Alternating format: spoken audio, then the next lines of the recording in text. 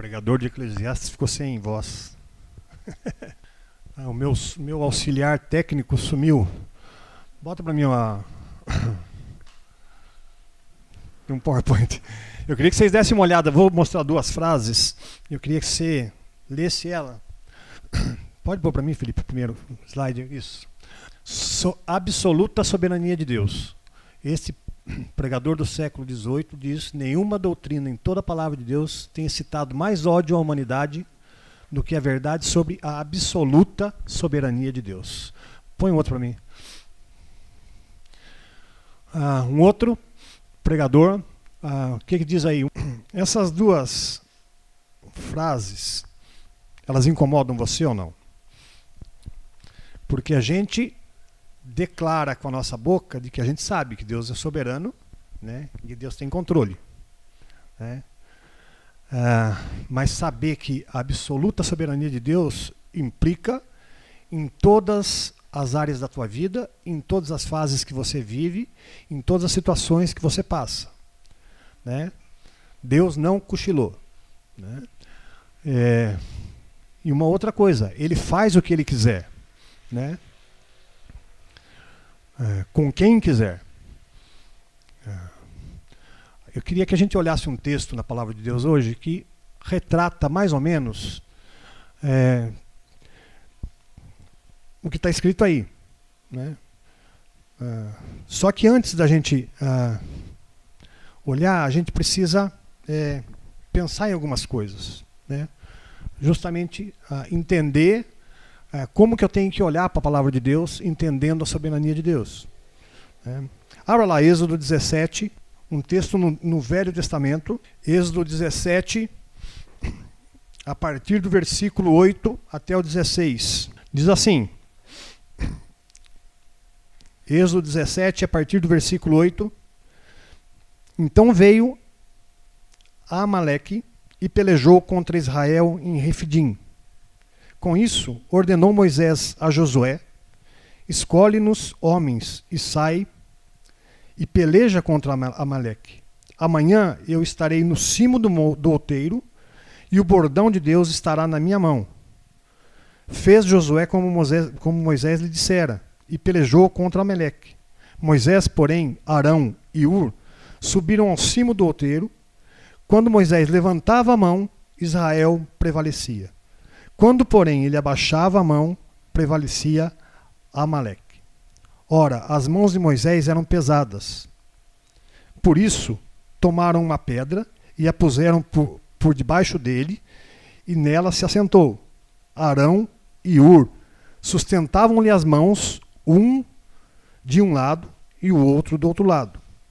Assim lhe ficaram as mãos firmes até o pôr do sol. E Josué desbaratou a Amaleque e a seu povo ao fio da espada. Então disse o Senhor a Moisés: escreve isso para a memória num livro e repete-o a Josué, porque eu hei de riscar totalmente a memória de Amaleque de debaixo do céu. E Moisés edificou um altar e lhe chamou: o Senhor é a minha bandeira. E disse: portanto, o Senhor jurou: haverá guerra do Senhor contra Amaleque de geração em geração. Vamos orar mais uma vez? Obrigado, Senhor, mais uma vez, pela oportunidade que o Senhor nos dá de juntos cultuar o Senhor como igreja. E agora, nesse momento aqui, olhar para a Tua Palavra e tentar tirar lições dela para as nossas vidas, para o nosso dia a dia, para a nossa comunhão com a Tua igreja, para a nossa comunhão com o Senhor, e para a nossa ação missionária aí fora no mundo, sendo espelho daquilo que o Senhor deseja para este mundo. Então nos ajuda, porque sem o Senhor nós não seremos capazes disso. Que esse tempo que vamos passar aqui, somente o Senhor seja honrado, que a Tua Palavra seja eficaz no coração de cada um de nós aqui, e que a verdade do Senhor seja explícita ao coração de todos nós. Nós oramos assim agradecidos, no nome santo do Senhor Jesus Cristo. Amém, Jesus. Amém. Antes da gente olhar um pouquinho para o texto, a gente precisa entender algumas coisas que eu acho interessante a gente pensar. Nós estamos conversando nas quartas-feiras sobre a centralidade, a vida centrada no Evangelho, a centralidade do Evangelho. E a gente tem visto que o Evangelho é toda a Bíblia. né, tudo que Deus mostra, né, o plano dele de uma maneira geral, né, e o plano dele individual para cada um de nós. Está tudo ali, né, o que ele deseja de nós, mas o que ele deseja, qual é o plano dele para o futuro da humanidade, né?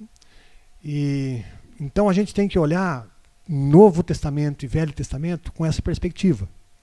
Uma outra coisa interessante e que a gente não pode esquecer é que a gente está vivendo na era da graça, né? A nova aliança no sangue do Cordeiro, né? E quando eu olho para o Velho Testamento, eu tenho que me resguardar de algumas coisas, né? De alguns perigos, né? Porque senão, quando eu leio um texto desse, corre-se o risco de na semana que vem, né, se eu não sei olhar corretamente, corre-se o risco da semana que vem eu aparecer aqui, ou o pastor aparecer aqui com um cajado, né, e orar por vocês, quando for orar no final do culto por vocês, levanta o cajado, né, para abençoar vocês, ou abaixa o cajado. Está cheio de gente olhando para a palavra de Deus sem essa perspectiva, e o que a gente tem visto é um monte de coisa errada, né? A Arca da Aliança em cima dos púlpitos, tem gente fazendo reforma, fazendo o Santo dos Santos, voltando à velha aliança, né? Mas é só um parênteses. Por que é importante eu ter um olhar correto para o Velho Testamento? Né? Para que eu possa aplicar para o meu coração aquilo que Deus quer que eu aplique de verdade. Eu queria passa o próximo texto. Olha que interessante, dois textos no Novo Testamento. Um de Hebreus 10:1 diz assim: a lei traz apenas uma sombra dos benefícios que hão de vir, e não a realidade dos mesmos. Um texto dizendo que tudo aquilo que se cumpria na lei, no Velho Testamento, era apenas sombra do que haveria de vir, né? Já um outro texto de Romanos diz: pois tudo o que foi escrito no passado foi escrito para nos ensinar. Como lidar com essas duas coisas, né? Eu preciso ter um olhar correto para o texto bíblico e para poder entender, né? Tudo o que foi escrito realmente foi escrito para o nosso ensino, né? Mas eu preciso lembrar também, né, de que o que se leu lá atrás, muitas coisas que aconteceram lá atrás e que fazem parte do Antigo Testamento, elas são sombras, né? E a gente vai poder entender um pouquinho mais disso. Por que isso é importante? Para que eu possa, quando eu olhar para a Bíblia, eu possa aplicar corretamente a minha vida. Êxodo é um livro que ele tem uma finalidade específica, né? A finalidade de Êxodo, o objetivo principal de Êxodo é descrever como Deus livrou Israel da servidão e da escravidão.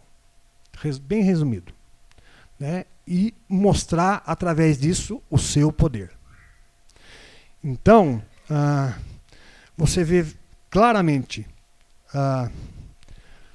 nos primeiros capítulos Deus mostrando de Êxodo, do livro de Êxodo, o povo na servidão, e aí Deus agindo poderosamente, né? Começa lá na sarça ardente, lá falando com Moisés, né? E aí vem depois o poder de Deus endurecendo o faraó, o poder de Deus fazendo milagres, né? Sobrenaturais, né? E continua. O poder de Deus abrindo o Mar Vermelho, o poder de Deus, né, suprindo.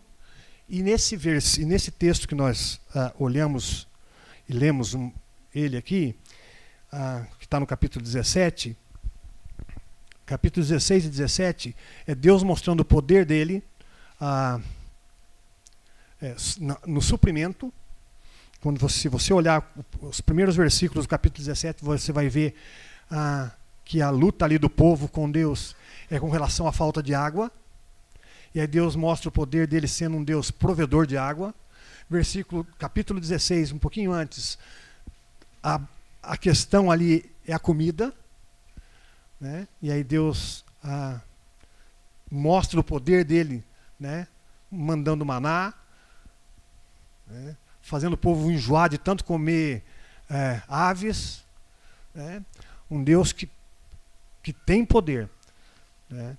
E que é um Deus provedor de alimento, é um Deus provedor de bebida, de água, né? E no capítulo 17, que nós lemos no texto específico, um Deus protetor, um Deus que protege, né, o seu povo. É interessante a gente olhar um pouquinho, né, porque a gente precisa entender uma outra coisa, que existe um termo que é a tipificação. Você pode passar para mim? O que é isso? Vocês vão entender já. Né? Olha lá. Moisés tipificou, foi um tipo de Jesus de diversas formas. Né? Uma delas, sacrificou sua posição real a fim de libertar o povo. Olha o que Hebreus 11 fala lá no Novo Testamento. Pela fé, Moisés, já adulto, recusou ser chamado filho de Faraó, preferindo, e aí você sabe a história. Né? Moisés foi um tipo de Cristo. Para quê? Para preparar o povo, para que o povo entendesse, tá, o que viria na frente. Né? Um outro texto de Efésios diz: seja a atitude de vocês a mesma de Cristo Jesus, que, embora sendo Deus, não considerou ser igual a Deus, era algo que deveria se apegar, mas esvaziou-se a si mesmo, vindo a ser servo, tornando-se semelhante aos homens. Percebe a tipificação? Né? E o Velho Testamento está cheio disso. E eu preciso entender. Né? Eu preciso entender o que está sendo feito ali, o que está sendo dito ali. Por quê? Vocês vão entender mais na frente por quê. Por que é importante isso? Primeiro porque essa questão que eu acabei de falar, a questão do bordão lá, né? Para que a gente não se engane com as coisas do Velho Testamento e usufrua daquilo que a palavra de Deus tem para nós hoje, né? E não fiquemos nos apegando a simbolismos, a misticismos, né? Mas a gente possa entender qual é a mensagem de nós. Qual é a mensagem de Deus para nós hoje, nesse texto que eu li. Né? É isso que eu quero entender. Deus mostra, do 1 ao 17, como eu falei, todo esse poder, livramento, saída do Egito. Né? O que é isso? Isso é a aplicação da palavra de Deus. Né? O que Deus está revelando para nós aqui? Né?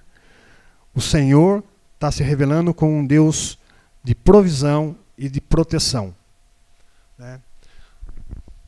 Lá, ele mostrou naquele texto, olha, está escrito lá, e você olha no texto, Moisés dizendo assim, olha, escreve isso para a memória, né, para as próximas gerações, porque elas saibam o que aconteceu. Né.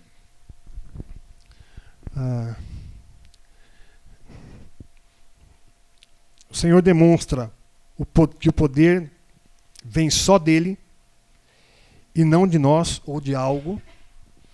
Né. O poder vem só dele. Né? A questão do bordão, novamente, lá, um texto que me chama muita atenção, porque quando Moisés levantava a mão, né, lá, Josué, lá na batalha, vencia, começava a vencer. Quando a mão dele cansava, né, ele começava a perder. Né? O poder vem de Deus. O que está sendo indicado ali é isso. Né? Não é o poder do bordão, do cajado, e nem o poder de Moisés. É o poder que vem de Deus. O Senhor mostra que a vitória ou a derrota vem dele. Né? Não é nossa. Né? Por que eu digo isso? Se você olhar outros textos, tem outros textos que contam a história de Moisés, e ele teve derrotas. Né? Teve derrotas de guerra, porque o Senhor permitiu que ele fosse derrotado. A pergunta é, o que isso tem a ver com nós hoje? O que isso tem a ver com você? O que isso tem a ver conosco? Voltando ao texto. Êxodo 17. Eu queria tirar algumas aplicações, diria algumas aplicações gerais para nós.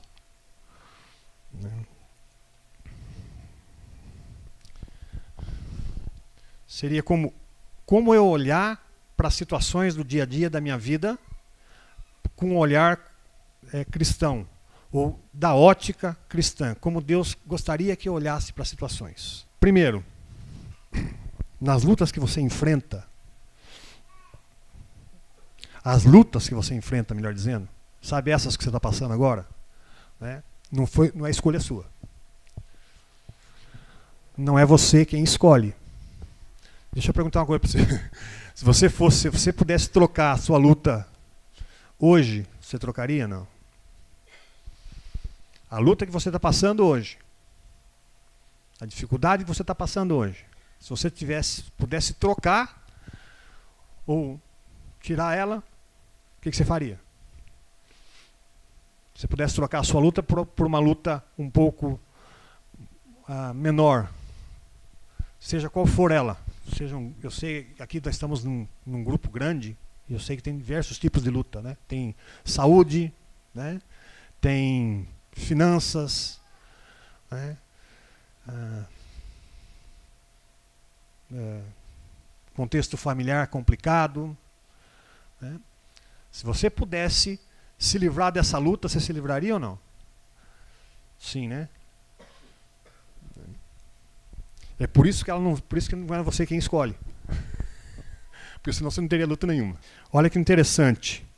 O versículo 8 desse texto fala: veio Ameleque.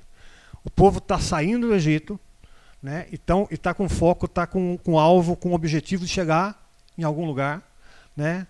E essa luta ela vem como? Alguém abre para mim lá Deuteronômio 25, de 17 a 19. Deuteronômio 25. Quem abriu pode ler de 17 a 19, bem alto, por favor. Como é que Ameleque veio? Um povo cansado, caminhando, né? Com os retardatários ali, aqueles que não estavam conseguindo andar direito, né? E chega por trás e ataca, né? Uma luta, né? Sabe, aquela ideia de que você está aqui, nós estamos aqui, né? E de repente acontece algo assim que você não sabe explicar de onde veio, né? E como que eu vou resolver isso? Né? Como é que eu vou resolver essa situação? Né? A luta não é você que escolhe. Né? O que você tem que fazer?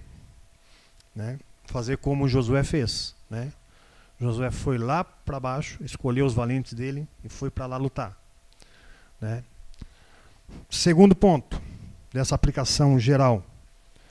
O resultado não depende de você. Versículos 11 e 12 que a gente já leu, diz assim: quando Moisés levantava a mão, Israel prevalecia. Quando, porém, ele abaixava a mão, prevalecia Amaleque. Ora, as mãos de Moisés eram pesadas, por isso tomaram uma pedra e a puseram por debaixo dele, e ele nela se assentou. Arão e Ur sustentavam-lhe as mãos de um lado e de outro lado. Assim ficaram as mãos de Moisés firmes até o pôr do sol. Né? Não é Josué está lá embaixo lutando, né? E tem hora que ele está ganhando, tem hora que ele está perdendo, né? Tem hora que o exército dele avança, tem hora que o exército recua, né? Mas quem é que está comandando isso? Né? Quem dá a derrota ou a vitória para você, né? Não é você. Né? Você precisa lembrar disso. Né? Não é você. O que isso teve gerar no teu coração? Né?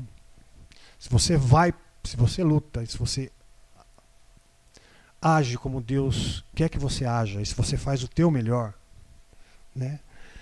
Você pode ter um coração descansado. Por quê? Porque você não pode falar assim: mas se eu tivesse feito isso, por que eu não fiz aquilo?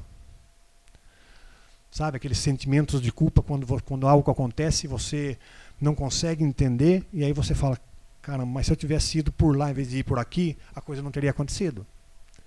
Né? Saber que Deus é soberano na vitória ou na derrota, isso gera em você, tem que gerar no teu coração paz. Olha, eu estou fazendo a minha parte, né? E deixo Deus fazer a parte dele. E eu descanso, porque Deus vai fazer a parte dele. E a parte dele é sempre melhor. Né? uma última aplicação geral aí.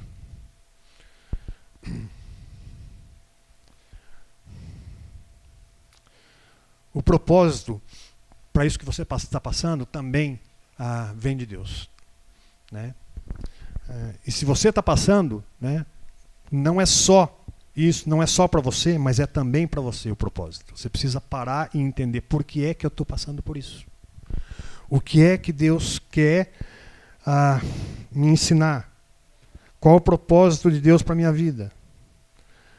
O que Deus quer mudar em mim, olhando para a situação? Você vê depois, mais tarde, Josué, final de Êxodo, e já começa o livro de Josué. Josué é o sucessor de Moisés, né? E aqui você vê Moisés dizendo assim, olha, Deus falando para Moisés, escreve no livro e conta para Josué o que aconteceu, né? Enquanto ele estava lá embaixo guerreando, né? Conta para ele o que aconteceu, para que ele saiba que eu sou Deus, né? Que o poder é meu, né? E aí você vê na história depois Josué sendo ensinado, né? Isso como uma forma de ensino para que ele depois pudesse comandar o povo. Então, pensando de uma maneira geral, olhando para a Bíblia, entendendo isso tudo que a gente falou um pouquinho aqui, né? A luta que você está passando, ela não foi você que escolheu e não é você que escolhe, né? Cabe a você lutar, né? O resultado não depende de você, né? Então faça a tua parte e descanse, né? Que Deus tem sempre um propósito melhor, né? Geral e para a tua vida. E o propósito, né? Ele vem de Deus, né? Então você tem que se perguntar por que é que eu estou passando por isso, né? Por que isso aconteceu? Algumas aplicações práticas, pessoais, olhando para a vida de Josué. Versículo 9. Com isso ordenou Moisés a Josué, escolhe homens e sai a peleja. Versículo 10. Fez Josué como Moisés lhe dissera e pelejou. Diante das tuas lutas, né, faça o melhor. Planeje, olhe para a tua luta, planeje o que você tem para fazer, né, e vá lutar, né? Então, planeje, dê o seu melhor, lute, dependa da oração e da intercessão nas tuas lutas, né? Não seja aquele crente que conta depois, né? Que conta para os irmãos depois o que aconteceu, né? É interessante aqui, olhando a questão da tipificação, é muito interessante pensar aqui quem é o nosso advogado hoje, quem é que defende as nossas causas, né? Quem é que está lá em cima dizendo, defendendo as nossas causas? Jesus, né? Moisés era apenas uma tipificação, né? Mas nessa tipificação demonstra uma coisa muito interessante, que é, enquanto o povo estava guerreando lá, né, Moisés estava intercedendo, estava orando, né, e os outros ali ajudando, né? Então dependa dos teus irmãos em Cristo, né, em oração e intercessão, né? Olha, eu vou passar por isso a semana que vem, orem por mim, né? Não deixa para contar depois que a coisa aconteceu, né? Uma outra coisa, saiba que você é fraco, né? Moisés, se dependesse de Moisés segurar a vara lá, o que tinha acontecido com Josué lá embaixo? Por que isso está registrado aqui e você olha em outros registros bíblicos de guerra e não tem mais isso, de bordão levantado, ninguém levantando as mãos, né? Não tem mais, né? Então não é uma regra, né? Mas quer ensinar para a gente alguma coisa, né? Você é fraco, o ser humano é fraco, o ser humano precisa reconhecer as suas fraquezas, né? E nós precisamos entender que nós somos fracos e nós dependemos de Deus. Observe o que Deus está fazendo. Né? Observe o que é que Deus está fazendo. Você já parou para pensar nesta tua situação hoje, né? O que é que Deus está fazendo ao teu redor? Dependendo das tuas reações, dependendo de como você fala de Deus, dependendo de como você reage, né? Observe o que é que Deus está fazendo, por que é que Deus está te permitindo passar por isso, né? E é muito interessante porque a gente acaba conhecendo a história de todo mundo numa igreja pequena, ou seja, irmãos conversando. É muito interessante como Deus nos dá uma luta, né? E depois Deus coloca do nosso lado uma pessoa com a mesma luta. Por que é que Deus está fazendo isso, será? Observe o que é que Deus está querendo, né? Use as experiências que o Senhor te der para honrá-lo. Aproveite as oportunidades. Tem um autor e pastor, John Piper, que um dia ele disse, olha, né, assim, não sei se foi num livro, mas eu li numa frase, eu li num artigo pequeno, ele dizendo assim, olha, aproveite bem o teu câncer. Aproveite bem o teu câncer. Não queira ficar livre dele. Aproveite ele. Né? Como? Né? Por que é que Deus me faz passar por certas experiências? Por que é que Deus te faz passar por certas experiências? Para que você use as suas experiências para honrar o Senhor onde você está, no teu meio. Né? Para que você possa ser testemunha. A gente vê muito por aí, né? Exemplos sociais na televisão, né? Um cara famoso, de repente, né, um atleta famoso, aí ele sofre de um câncer especial lá, e aí ele consegue se recuperar, né? A primeira coisa que ele faz é o que? Ele vai, já tenta montar uma ONG, alguma coisa, para tratar de pessoas com esse... isso é errado? Não, não é errado. Né? Só que por que a gente tem que esperar chegar uma coisa drástica dessa para que a gente possa pensar no outro?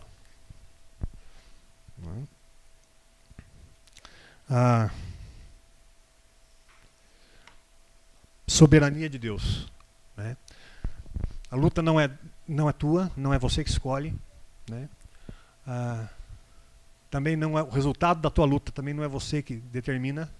Você pode morrer de lutar, né, bater cabeça para todo lado. Se Deus decidir que você vai perder essa luta, você vai perder. E se Deus decidir que você vai ganhar, você vai ganhar. Então, né, descanse. Né, saiba que você está nas mãos de Deus. Né, e aí você precisa lembrar, trazer para a tua memória quem é o Deus que você serve, quem é o Deus, por que é que nós estamos aqui? Estamos aqui para cultuar que Deus? Vamos lá. Que Deus? Um Deus o quê? Né? Quê? Um Deus misericordioso, o que mais? Soberano, o que mais? Santo, o que mais? Vamos, gente. Justo, o que mais? Fiel. Né? E aí a gente pode continuar podemos ficar falando aqui. Né?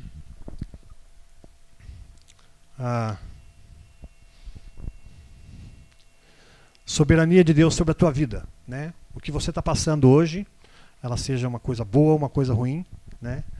Ela tem propósitos, né? Ela tem propósitos de Deus, né? A vitória vai vir dele ou não, né? E o propósito é sempre te ensinar, né? Para concluir,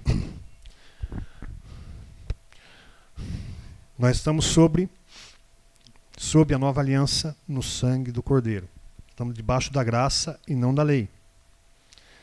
Então, ao olhar para as tuas lutas, lembre-se, não é você quem escolhe as lutas, mas nós sabemos que todas as coisas cooperam para o bem, para o nosso bem, pois a prova da nossa fé produz perseverança, e aquele que suporta a provação, depois de ter passado na prova, receberá a coroa da vida. Independente do resultado final dessa luta que você está passando, sabemos que Deus é quem assim determinou. Portanto, faça o seu melhor e descanse, porque Ele é quem efetua tanto querer quanto realizar. E por fim, ao passar pelas lutas, aproveite as oportunidades para consolar os que estiverem em qualquer angústia, com a mesma consolação com que você mesmo foi contemplado por Deus. Amém? A soberania de Deus sobre as nossas vidas. Deus é soberano. Deus está no controle. Deus de tudo. Soberania absoluta. Não é meia soberania. Não é soberania compartilhada com você. É soberania total. Então que nós possamos sair daqui essa noite entendendo, que isso que estamos passando está debaixo do controle do Senhor. Ele tem propósitos. Você só precisa saber quais são. Você só precisa perguntar para Ele quais são. Você só precisa olhar para as circunstâncias e perceber o que é que Deus está querendo te ensinar com isso. Amém?